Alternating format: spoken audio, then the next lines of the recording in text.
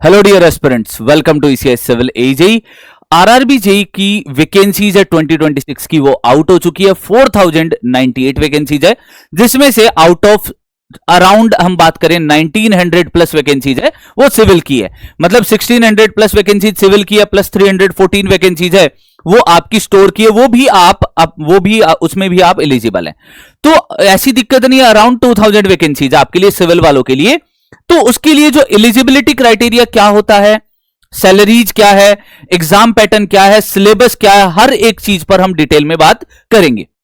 तो स्टार्ट करते हैं इस वीडियो को। उससे पहले जो भी बच्चे इस चैनल पर नए आए और ये वीडियो देख रहे हैं, चैनल को सब्सक्राइब कर लो ताकि ऐसी ही इंपॉर्टेंट इंफॉर्मेशन आपको एकदम सटीक मिलती रहे, हर एक चीज के बारे में डिटेल मिलती रहे। तो उससे पहले आपका जो टेलीग्राम कम्युनिटी है आप उसको ज्वाइन कर सकते हो, टेलीग्राम को ज्वाइन कर सकते हो by scanning this QR code. और अगर आपको मेरे से इंस्टाग्राम पे जुड़ना है तो आप इंस्टाग्राम पर ये स्कैन करके आप इंस्टाग्राम पर भी जुड़ सकते हो। For the daily updates, study material, exam strategy, important alert, इन सब के लिए आप जुड़ सकते हो। तो आरआरबी जेई की एलिजिबिलिटी की सबसे पहले बात करते हैं, क्योंकि आप एलिजिबल हो या नहीं हो ये आपको पता होना चाहिए। कौन कौन से बच्चे इस पेपर को दे सकते हैं? Diploma BTech in the following branches, मतलब सिविल हो, मैकेनिकल हो, इलेक्ट्रिकल हो, इलेक्ट्रॉनिक्स हो, कंप्यूटर साइंस है, ये सारे बच्चे इस पेपर को दे सकते हैं। ये सारे बच्चे इस पेपर को दे सकते हैं, आरआरबी जेई के लिए एलिजिबल है। इससे पहले भी मैंने एक वीडियो बना रखा है कि आपके लिए ब्रांच वाइज कितनी पोस्ट है, इसका भी मैंने एक डिटेल वीडियो यहां पर बना रखा है, वो भी जाके आप चेक कर सकते हो। एज लिमिट है 18 to 33 ईयर्स, और ओबीसी के लिए 3 ईयर्स और एससी एसटी के लिए आपका 5 ईयर्स, मतलब अप टू 38 ईयर्स तक ओबीसी एससी एसटी वाले पेपर दे सकते हैं। ओबीसी वाले 36 ईयर्स तक इस पेपर को दे सकते हैं। 18 से लेकर 33 तक एलिजिबिलिटी है। अगर बात करूं कि कितने स्टेजेस में इसका क्लियरेंस होता है, मतलब सिलेक्शन प्रोसेस क्या रहने वाली है, तो सीबीटी 1 होगा। सीबीटी 1 प्योरली नॉन टेक होता है, जिससे आप क्वालिफाई करते हो। फिर आप यहां पर पोस्ट प्रेफरेंस फिल करते हो। पोस्ट प्रेफरेंस में मतलब आप किस पोस्ट के लिए क्वालिफाई किए हो, यहां पर आपको पोस्ट पता चल जाती है, आप कौन कौन सी पोस्ट में सीबीटी 1 के थ्रू क्वालिफाई किए हो। देन आप सीबीटी 2 की तरफ जाते हो। सीबीटी 2 में टेक प्लस नॉन टेक दोनों रहता है, और यहां पर टेक्निकल नॉलेज भी प्रॉपर्ली टेस्ट किया जाता है। 100 प्लस 50 का पेपर रहता है। 100 टेक्निकल है, 50 नॉन टेक्निकल वाला पार्ट रहता है। देन आपका डॉक्यूमेंट वेरिफिकेशन होता है। फिर आपका इंपॉर्टेंट होता है मेडिकल एग्जामिनेशन, मेडिकल स्टैंडर्ड को फॉलो किया है या नहीं किया है। तो भाई मेडिकल एग्जामिनेशन से रिलेटेड भी आपको एक वीडियो अवेलेबल है, जाके उसको देख सकते हो कि आप वहां पर मेडिकल एग्जामिनेशन में आप लोग एलिजिबल है या नहीं है। कोई प्रॉब्लम है तो जाके आप वहां पे देख सकते हो। तो ये बेसिक प्रोसेस रहती है। किसी भी प्रोसेस में आप ये मान लो अगर मेडिकली फिट नहीं हो और पूरे पेपर को क्लियर कर लेते हो, फिर भी आपको आउट किया जा सकता है। इसके बाद हम बात करें कि भाई सैलरी कितनी मिलती है। सैलरी तो बड़ी सबसे इंपॉर्टेंट चीज है कि सर सैलरी कितनी मिलती है। सिलेबस तो हम बाद में डिस्कस करेंगे। देखो आपके पास 3 सिटीज होती है, मेट्रो सिटी, टीयर 2 और टीयर 3। मेट्रो सिटी को टीयर 1 सिटी भी बोला जाता है। बेसिक पे सब में सेम रहता है। डीए क्या रहता है? डीए आपका 58% ऑफ बेसिक रहता है। ये 7th पे कमीशन के अकॉर्डिंग है। 8th पे कमीशन में ये सैलरी इंक्रीज हो जाएगी 20,000, मतलब 58% ऑफ बेसिक आपको मिल जाता है। एचआरए जो है इसमें डिफरेंस आता है। अगर आप मेट्रो सिटी में हो तो 30%, अगर टीयर 2 सिटी में हो तो 20%, और आपके पास टीयर 3 सिटी में हो तो 10% मिलता है। फिर आपको जो ट्रांसपोर्ट अलाउंस है वो भी आपको मिलता है। यहां पर 3600 प्लस डीए, 3600 प्लस डीए, और यहां पर 1800 प्लस डीए आपको मिलता है। ये आपके पास इस तरीके से अलाउंसेज रहते हैं। यहां पर जो आपकी सैलरी है वो 72,000 हो जाती है, 68, यहां पर 62, और इन हैंड जो सैलरी है आपको 65,000 के आसपास, यहां पर 60 और यहां पर 56 से लेकर 58 के बीच में मिलती है। ये डिफरेंस आता है सैलरीज का कि भाई आप टीयर 1 में हो, टीयर 2 में हो, टीयर 3 सिटी में पोस्टेड हो, इसके अकॉर्डिंग आपका डिफरेंस आएगा। अब एग्जाम पैटर्न की बात कर लेते हैं कि भाई एग्जाम पैटर्न क्या होता है। तो एग्जाम पैटर्न है आपका नॉन टेक्निकल पार्ट रहता है, जिसके अंदर 4 है। मैथमेटिक्स, जनरल अवेयरनेस, जनरल आपका यहां पर जनरल इंटेलिजेंस एंड रीजनिंग होना चाहिए, जनरल अवेयरनेस नहीं होगा। यहां पर आपका क्या होना चाहिए? जनरल इंटेलिजेंस एंड रीजनिंग होना चाहिए। यहां पर जनरल इंटेलिजेंस एंड रीजनिंग होगा। इसके बाद में आपके पास जनरल अवेयरनेस होता है। यहां पर आपके पास में जनरल अवेयरनेस होता है। देन आपके पास में यहां पर आप देख सकते हो जनरल साइंस होता है। तो टोटल 100 क्वेश्चन 100 मार्क्स के रहते हैं। नेगेटिव मार्किंग 1/3 रहती है, और इसके अंदर जो आपका ड्यूरेशन रहता है वो आपका 90 मिनट का ड्यूरेशन रहता है। ये आपका हो गया यहां तक का पार्ट। अब इसके बाद नेक्स्ट पार्ट पे चलते हैं कि भाई आरआरबी जेईई सीबीटी 2 का कैसे पैटर्न रहता है, जिसके अंदर देखो ये वाला पोर्शन आपका जनरल अवेयरनेस वाला 15 क्वेश्चन फिजिक्स एंड केमिस्ट्री आपने पढ़ा है। ये एडिशनल पोर्शन 10-10 मार्क्स के ऐड होते हैं, जिसमें कंप्यूटर और एनवायरनमेंट आपको पढ़ना होता है, प्लस टेक्निकल एबिलिटीज है। ये तो टेक्निकल का पूरा पेपर देना 100 मार्क्स का। इसमें आपको मिलते हैं 120 मिनट, 1/3 की नेगेटिव मार्किंग है इसके अंदर आपके पास में। नेक्स्ट वन, अब इनके डिटेल सिलेबस पर बात करेंगे कि सीबीटी 1 का डिटेल सिलेबस क्या है, सीबीटी 2 का डिटेल सिलेबस क्या है। सीबीटी 1 का जो डिटेल सिलेबस है मैथमेटिक्स का, ये आपके पास टॉपिक है number system, BODMAS, decimal fraction, LSM, LCM, HCF, ratio proportion, percentage, mensuration, time and work, time distance, simple and compound interest, profit loss, algebra, geometry, trigonometry, elementary statics, square root, age calculation, calendar and clock, pipe and system. ये आपके mathematics के topic है जो आपका 30 marks के around आपका topic रहने वाला है। देन अगर मैं बात करूं जनरल इंटेलिजेंस एंड रीजनिंग की, तो ये वाला पार्ट आपका general intelligence and reasoning same as SSC JEE आपका रहने वाला है। सेम एज एसएससी जेईई में जो पार्ट आता है वही आपका यहां पर भी रीजनिंग के अंदर भी सेम पार्ट रहेगा। देन अगर बात करें तो यहां पर आपका जनरल अवेयरनेस का जो सिलेबस है, आपका current affair, SSC JEE, Indian geography, SSC JEE, in current and history of India, including freedom struggle in policy, मतलब यहां पर पॉलिटी वाला पार्ट भी आ गया, यहां पर आपका इकोनॉमी वाला पार्ट भी आ गया, इन्वायरमेंटल इश्यूज बोला है यहां पर, ध्यान देना, इन्वायरमेंट से रिलेटेड जो करंट में इश्यू चल रहे हैं वो करंट अफेयर में ही कंसीडर हो जाते हैं। तो ये वाला पार्ट आपका रहने वाला है, ये भी आपका सेम एज एसएससी जेईई रहने वाला है। और यहां पर physics, chemistry, life science up to 10th standard CBSE syllabus, ये भी आपका किसका है, एसएससी जेईई की तरह है। तो इसका मतलब अगर देखोगे तो एसएससी जेईई में आपका सेम ये हो गया, ये हो गया, मतलब अगर मैं बात करूं तो 3 पार्ट आपका सेम एज एसएससी जेईई हो गया। ये वाला पार्ट आपको अलग से पढ़ना है अगर आप एसएससी जेईई की तैयारी कर रहे हो। और सीबीटी 1 अगर आप निकाल सकते हो तो यहां पर भी आपका 70 मार्क्स का पेपर तैयार रहता है। ये 30 मार्क्स आपको अलग से टाइम देके तैयार करना है, बाकी 70 मार्क्स एसएससी जेईई और आरआरबी जेईई की तरह सिमिलर तैयार कर सकते हो। ठीक है, नेक्स्ट वन, अब सीबीटी 2 के सिलेबस पर आते हैं। सीबीटी 2 में भी आपका जनरल अवेयरनेस है, जनरल अवेयरनेस में सेम एज सीबीटी 1 सिलेबस है। जो आपने सीबीटी 1 के लिए तैयार किया है सेम एज सीबीटी 1 है, या एसएससी जेईई के लिए तैयार किया है। साथ ही साथ इसके अंदर इस बार बायोलॉजी नहीं है, इस बार आपके पास क्या 15 मार्क्स की आएगी, फिजिक्स प्लस केमिस्ट्री आएगी up to 10th standard. 15 question इसमें से रहेंगे, 15 मार्क्स का रहेगा। तो इस बात को भी ध्यान रखना है कि भाई सीबीटी 2 का जो सिलेबस है उसके अकॉर्डिंग भी आपको ये दोनों पार्ट को कवर करना है।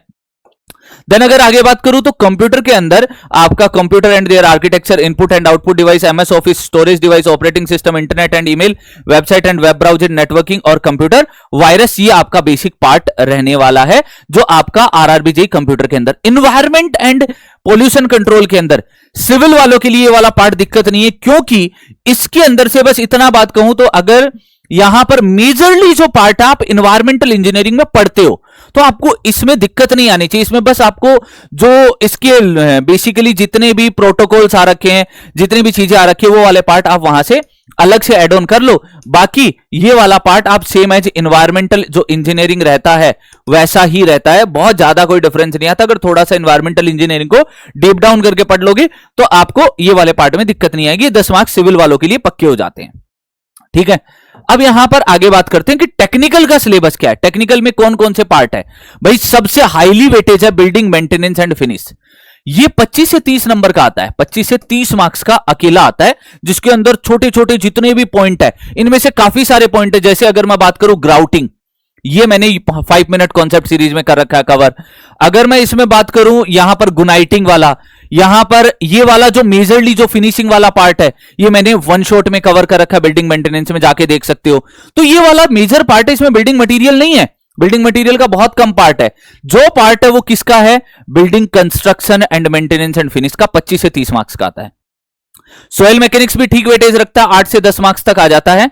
तो आपको सोयल मैकेनिक्स के अंदर भी बेसिकली सोयल का जो पार्ट है वो आपका जो फाउंडेशन वाला पार्ट है, सारा पार्ट इंक्लूड करके दे रखा है। सर्वेइंग है, सर्वेइंग में थोड़ा सा आप ज्यादा ध्यान देने लग जाना एडवांस सर्वे पर। एडवांस सर्वे से क्वेश्चन अच्छे खासे आते हैं, एडवांस सर्वे से। स्टील स्ट्रक्चर है, स्टील स्ट्रक्चर से 1 या 2 क्वेश्चन आते हैं। आपका स्टील स्ट्रक्चर पूरा जो एसएससी का सिलेबस है सेम आपको पढ़ के जाना है इसके लिए। ठीक है, ये स्टील का सिलेबस है। अब मैं आरसीसी, कंक्रीट टेक्नोलॉजी और स्ट्रक्चरल एनालिसिस तीनों को एक ही साथ बता रहा हूं। ये पूरा का पूरा आरसीसी IS 456 के अकॉर्डिंग है, ठीक है। अब यहां पर कंप्रेशन रेनफोर्समेंट, ये भी आरसीसी का सिलेबस है, बट इसके अंदर आपका कंक्रीट टेक्नोलॉजी जो अकेला 5 to 7 मार्क्स का आ जाता है, अकेला कंक्रीट टेक्नोलॉजी इसमें से 5 to 7 मार्क्स का आ जाता है। तो कंक्रीट टेक्नोलॉजी को पहले तैयार करना है। यहां पर estimation, costing, contract and account, ये आपका 7 to 8 मार्क्स का आ जाता है पूरा मिला के, जिसके अंदर पूरा एस्टिमेशन जो मैं पढ़ाता हूं वही आपका सारा का सारा पार्ट कंसीडर करना है। फिर ऑटोकैड एंड ड्राइंग, ये भी अच्छा है, ये 3 से 4 क्वेश्चन ऑटोकैड के आ जाते हैं, बट इसके अंदर 3ds max, civil 3D, surface, AutoCAD, object snapping, ये सारी चीज मतलब आपको जो 3D वाला पार्ट है वो भी आपको यहां पर कवर करना है, वो भी आपको यहां पर कवर करना है, 3D वाला पार्ट भी ऑटोकैड में। नेक्स्ट वन अगर मैं बात करूं अप्लाइड मैकेनिक्स, ये 4 से 5 मार्क्स की आ जा रही है, बहुत छोटा सा पार्ट दे रखा है, 3-4 टॉपिक है मैकेनिक्स के, आपके रिएक्शन कैलकुलेशन, ये आप तो सोम में भी सीखते हो, लॉज ऑफ फ्रिक्शन पढ़ना है, पैरेललोग्राम, लॉ ऑफ फोर्सेज पढ़ना है, इसी से आपके 4 से 5 मार्क्स के क्वेश्चन आ जाते हैं, ठीक है। नेक्स्ट वन अगर बात करूं फ्लूइड मैकेनिक्स, हाइड्रोलिक्स, इसके अंदर आपका इसके अंदर OCF भी इंक्लूडेड है। Next one highway and railway engineering, इसके साथ साथ हाईवे रेलवे है, यहां पर आपको ध्यान देना है कि हाईवे पूरा पढ़ना है, रेलवे आपको पूरा पढ़ना है, हाईवे और रेलवे में आपको दोनों पार्ट पूरे पढ़ने हैं। अब आप यहां पर अगर बात करोगे तो यहां पर ध्यान देना, यहां पर आपको टनल इंजीनियरिंग भी पढ़ना है, टनल भी पढ़ना है, ब्रिज भी पढ़ना है, तो ये वाला पार्ट आपको एडिशनल पढ़ के जाना है, टनल और ब्रिज ये दोनों पार्ट एडिशनल पढ़ के जाने हैं। सर अब इतना तो आपने बता दिया, कंप्लीट इंफॉर्मेशन भी दे दी, अब ये भी बता दो सर तैयारी कैसे करें। तो बेटा तैयारी के लिए आपके पास 1 batch for RRB JEE foundation, जिसमें आपको complete tech plus non tech दोनों मिलेगा।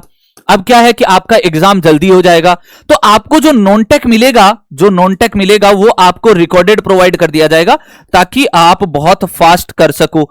CBT 1 का भी कंप्लीट नॉन टेक है, CBT 2 का भी कंप्लीट नॉन टेक है, जिसमें आपको CBT 1 और CBT 2 का नॉन टेक स्टार्टिंग में प्रोवाइड कर दिया जाएगा।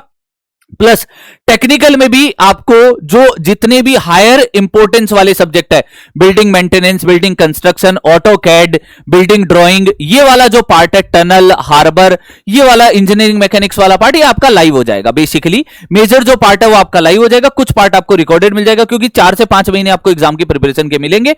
तो आपको ये वाले बैच में प्लस इसके साथ साथ आपको क्रैश कोर्स भी मिलेगा, इसके रिविजन के लिए क्रैश कोर्स भी मिलेगा, प्लस आपको यहां पर आरएम बैच जो हमारा क्वेश्चन प्रैक्टिस बैच है, आरएम बैच वो भी आपको मिलेगा। आरएम बैच की खासियत क्या है सर? आरएम बैच में ऐसा क्या है सर जो हमें लेना चाहिए? भाई इस बार 100 क्वेश्चन टेक्निकल के आए थे, 90 प्लस क्वेश्चन सीधे आरएम बैच से थे, 90 प्लस क्वेश्चन सीधे आरएम बैच से थे। जाके आप 2 जुलाई से पहले का चेक भी कर सकते हो, सारे वीडियोज में जो आरआरबी जेईई के क्वेश्चन है वही सेम क्वेश्चन जो आरआरबी जेईई में आए हैं, सेम क्वेश्चन आरएम बैच से ही आए हैं आपके। तो मेजर पार्ट आपका आरएम बैच से ही रिपीट हुआ है, ठीक है। अब आरएम बैच है, सेपरेटली भी आप परचेज कर सकते हो।